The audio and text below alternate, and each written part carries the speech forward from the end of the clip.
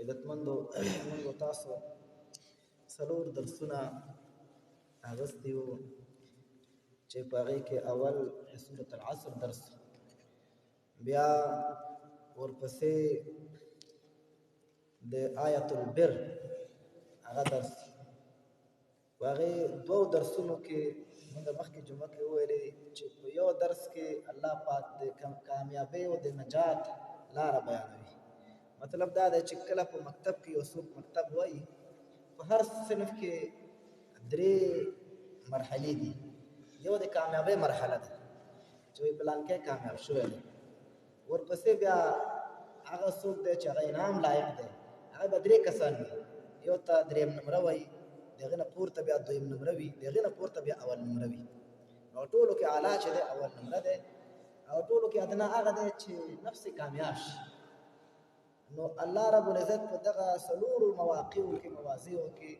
د انسان دپاره دا سټیپونه ذکر کړي دي. په صورت عصر کې خالي دا ذکر شو چې ګوره که څوک کامیابي غواړي، د ناکامۍ نه بچ کېدل غواړي، نو هغه دا دی چې صورت عصر کې چې څلور الله اسباب د نجات ذکر کړي، دا باید خامخا په یو انسان کې موجود وي. که دا بیا آیت البر کې الله پاک لږ پورته الله ذکر کړ چې نه، چې یو څوک کامیاب شي خو لږ په اعلی نمره کامیاب شي. آیت البر کې یعنی هغه نیکی حقیقت څه ته ویل کېږي، اصل نیکی څه شی دی هغه ذکر شو. اوس نن چې دی هغه نه لږ پورته چې موږ تاسو دویم نمره وایو، اول نمره نه لږ کته د هغه مرتبې الله پاک احوال ذکر کوي چې یو انسان دغه مرتبه خپلوي، نو دې مقام ته مقام عظمت وایي. عظمت مقام دا معنا چې همتونو والا انسانانو کار دی، بې همته خلک دغه مرتبې ته ځان نشي رسولی. نو په دې باره کې موږ د سورة اللقمان دویم رکو درس اخیستی و چې الله پاک هغه څلور شیان چې په صورت عصر کې ذکر شوي وو، هماغه څلور شیان الله پاک بیا رمعات کوي، بیا ذکر کوي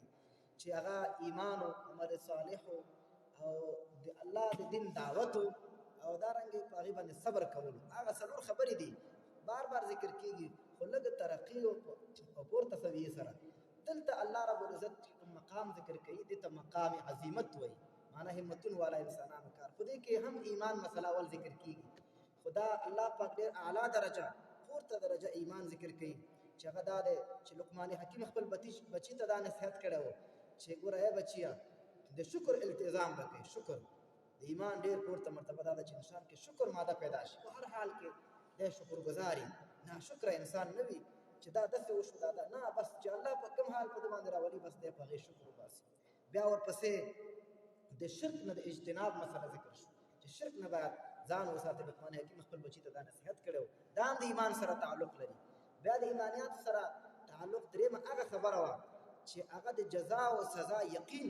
انسان پیدا شي. یا بنی انها ان تک مثقال حبة من خردل فتكن في صخرة او في السماوات او في الارض یأتی بها الله.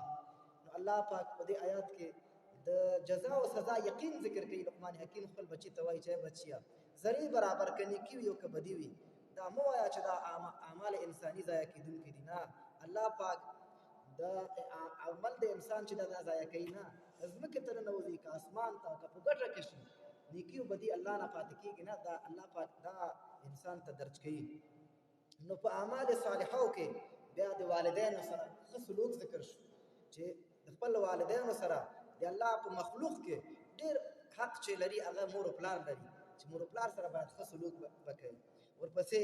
بیا دا خبره ذکر شو په اعمال صالحو کې چې ګوره هغه چا تابعداري به کوي چې کوم سړي خپل توجه الله طرف ته ګرځولی دی. کوم انسان چې الله ته متوجه دی، د دغه سړي لار او نقش قدم پسې تګ کول، او دارنګې د لمونځ پابندي کول، اقامت الصلات، د تکبر نه ځان ساتل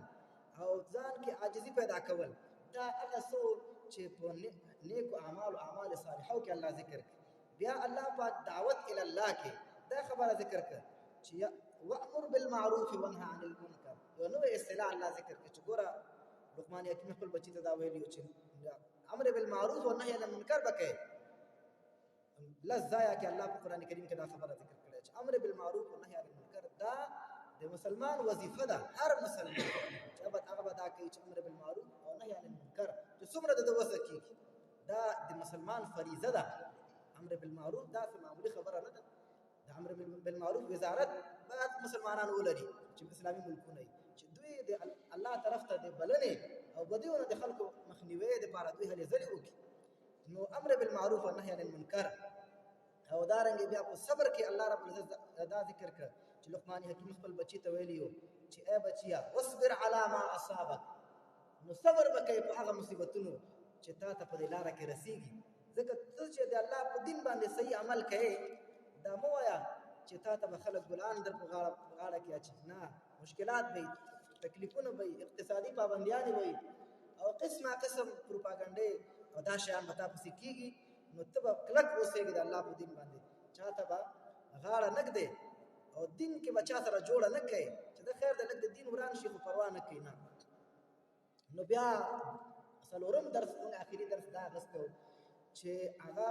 دا تر ټولو پورته مرتبه دی لکه موږ چې د مکتب او د مدرسې په اصطلاح کې دا وایو چې فلان کې اول نمره دی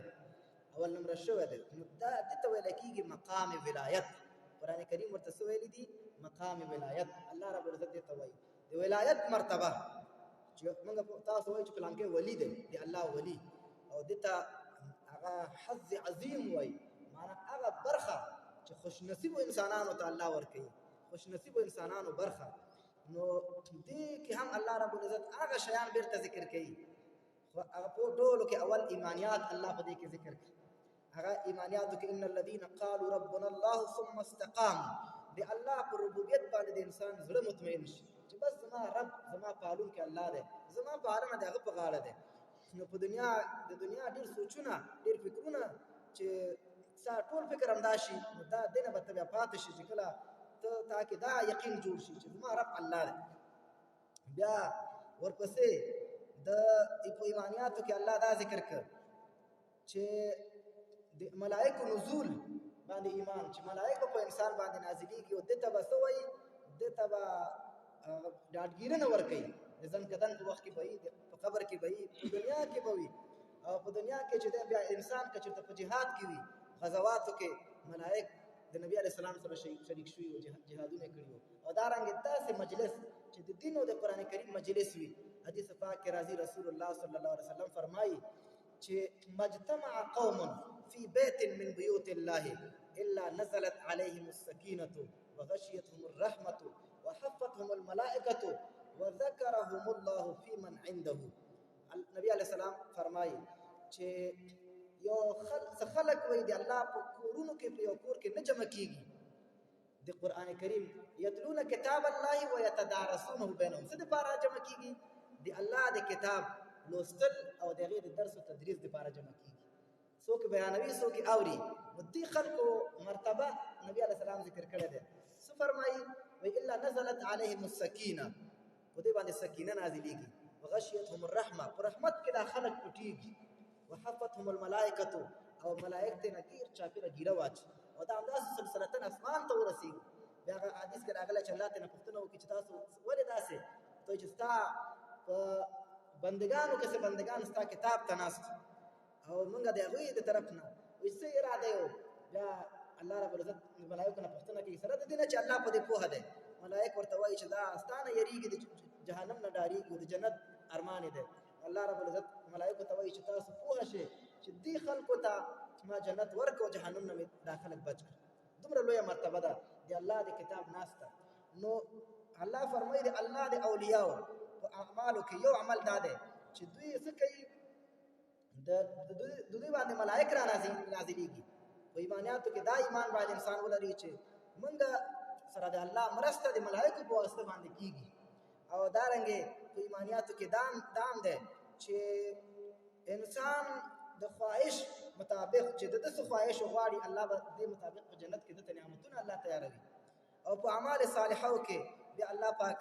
دا ذکر کړ چې استقامت انسان باید استقامت حاصل کړي استقامت بیا 3 مرتبه علما فرمایي یو ظاهري استقامت دې ته ویل کېږي چې یو سړی دا وایي چې الله زما رب دی نو استقامت اوس دا دی چې د الله هر حکم ته غاړه اوس کېږي دا نه وایي چې دا حکم دا خو به ومنم خو دا بل نشم منلی ځکه دا زما معاشره ما ته اجازه نه راکوي دا ټولنه ما ته اجازه نه راکوي دا مې پلار اجازه نه راکوي دا یو بل خپلوان دی هغه خفه کېږي نه دی باید د الله هر حکم ته غاړه کېږي دې ته ویل کېږي استقامت. ظاهري استقامت یو باطني استقامت ده. باطني استقامت دې ته ویل کېږي چې په یو انسان باندې په دنیا کې مشکلات راځي، تکلیفونه راځي، دې په هغې باندې کلک پاتې شي، دې راضي شي په دې باندې چې الله چې ما باندې څه راولي زه په دې راضي یم. دې ته وایي راضي برضای رب، د الله په رضا باندې راضي کېدل. که ما باندې تکلیف راځي، که ما باندې خفګان راځي، مشکلات راځي، بس دا د الله د طرف نه ما ته لیکلي شوي دي، په دې خوشحاله اوسېدل دې ته وایي باطني استقامت. او هغه خو ظاهري استقامت چې هر عمل باندې حکم عمل کوي، هر حکم د الله باندې. ظاهري باطني استقامت بیا دا شو چې تا باندې څومره مشکلات په دنیا کې راشي ته باید خفه نه شي، ته باید شکایتونه ونه کړې چې ولې داسې وشو، ولې